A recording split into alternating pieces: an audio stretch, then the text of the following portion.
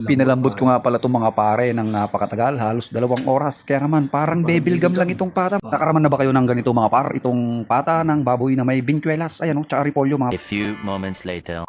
So yun nga mga par, for today's video ay magluluto tayo ngayon ng pata ng baboy na mayroong bintuelas. Ayan mga par. Igisa na tayo ng bawang sibuyas mga par. At syempre lalagyan din natin itong kamatis para more likely ng ating ulam. Isalin na rin natin itong ginisang kamatis mga par. At ayun, maglalagay na lang ako rito ng Knorr cubes, 1 piraso. At syempre, lalagyan natin yan ng asin mga par. At syempre, ang kanyang paminta at ang kanyang repolyo. At ayun na mga par, mayroon na tayong masarap na ulam, ang bichuelas na may pata. Lambot pare. Para bebilgam. Napakasarap.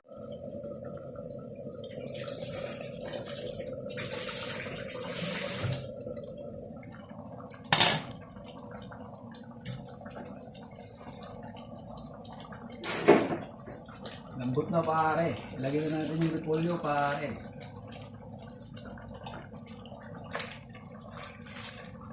Daming ulam pare. Repolyo.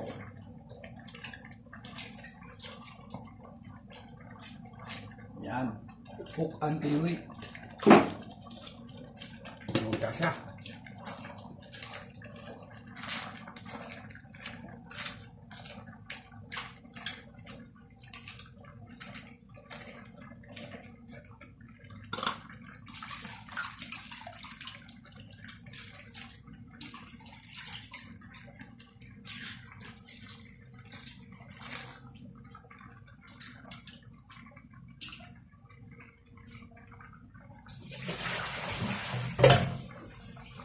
Cook until wait.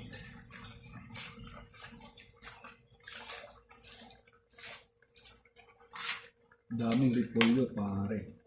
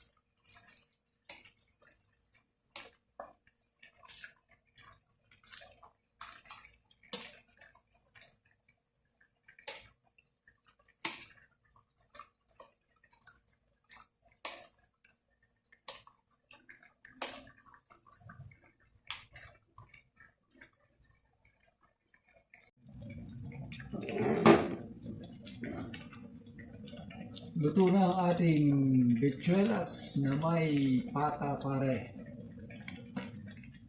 Yan o. Bichuelas na may pata pare. Ang sarap.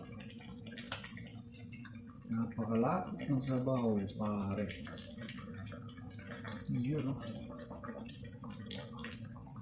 Oh pare, ang sarap pare. Napakalambot ng pata pare. Sarap. Oh.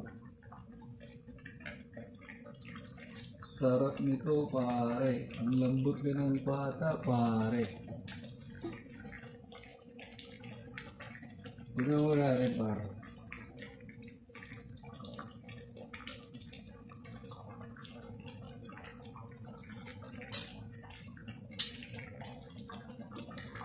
Perfect.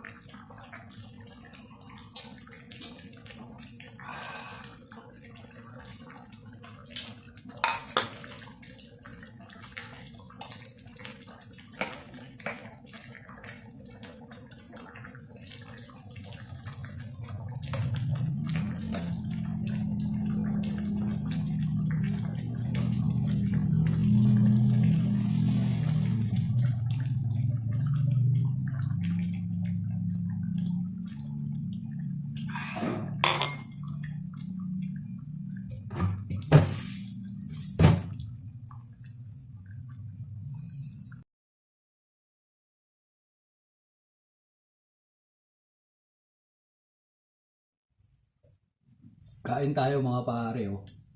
Ito ang ulam natin mga pare. Pata na may bituelas pare. Ayan, oh. Ang sarap pare. Pata. Pata pare, pata. Kain tayo mga par. Sarap na ulam natin, oh. Bituelas na may pata. Lambot pare. Parang bibel gum. Napakasarap pare. Ang lambot ng pata.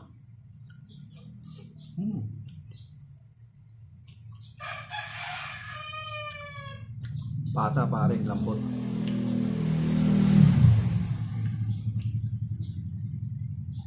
Ang lambot ng pata pare, oh. Parang bibel gum talaga pare. Sarap.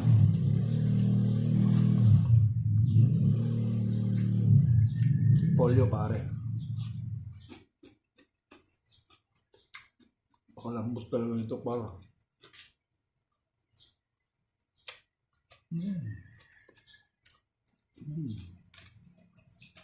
Nakaraman na ba kayo ng ganito mga par? Itong pata ng baboy na may bintuelas. Ayan o, tsaka repolyo mga pare. Ayan o, ang sarap nito par. Pinalambot ko nga pala itong mga pare ng napakatagal, halos 2 oras. Kaya naman parang bebilgam lang itong pata mga par. A few moments later. So yun nga mga par, for today's video ay magluluto tayo ngayon ng pata ng baboy na mayroong bitsuelas. Ayan mga par, lutong Ilocano rin to mga par. Pinagalong bitsuelas at ang pata ng pig. Bale, pinagsabay ko na yan pinakuluan mga pare para lalong lumambot at lalong sumarap ang ating pata na may bitsuelas. Gisa na natin ang sibuyas na pampabansit ng sangaw at syempre ang bawang na pamatay aswang daw mga par.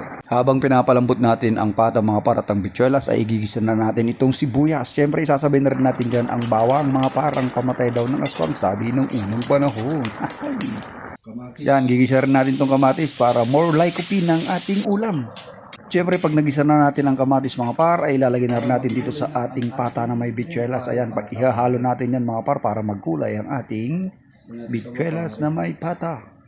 Hindi na nga pala ko gagamit dyan ng bechin mga par. Ilalagay ko lang dito ay ang pork nor cubes. Ayan o. Ingredients par, lalagay na natin. Nor cubes lang lalagay ko rito mga par. Ayan. Kwink. Muntik pa malaglag. Siyempre ilalagay natin yung kanyang bay asin. Ayan mga pare. O, asin yan pare. Dalawa o. Konti lang pala nalagay ko. Kaya naman lalagay na rin natin itong jaminta. At ito mga par. Wait until cook na lang natin to. At siyempre bago natin makalimutan ay ilalagay na rin natin ang kanyang repolyo in English. Di ko alam. Ayan. Lalagay natin dyan mga par. Repolyo. At syempre, cook until wait na lang natin ang kanyang repolyo. At ayan na nga mga paro, ang bilis ang pangyayari at bigla na lang naluto ang ating ulam. Ayan mga par, napakalambot na ang kanyang pata. At syempre, ano pang gagawin natin dyan? Kundi atin na ang titikman. At talaga namang mapaparami na naman tayo ito ng kaning lamig. Ayun, tinikman na nga ni Boy. At talaga namang, oops, napakasarap na sabaw daw. Lasang bebelgam. At ayun na mga par, mayroon na tayong masarap na ulam. Ang bitsuelas na may pata. Lambot pare. Parang bibel gum. Napakasarap.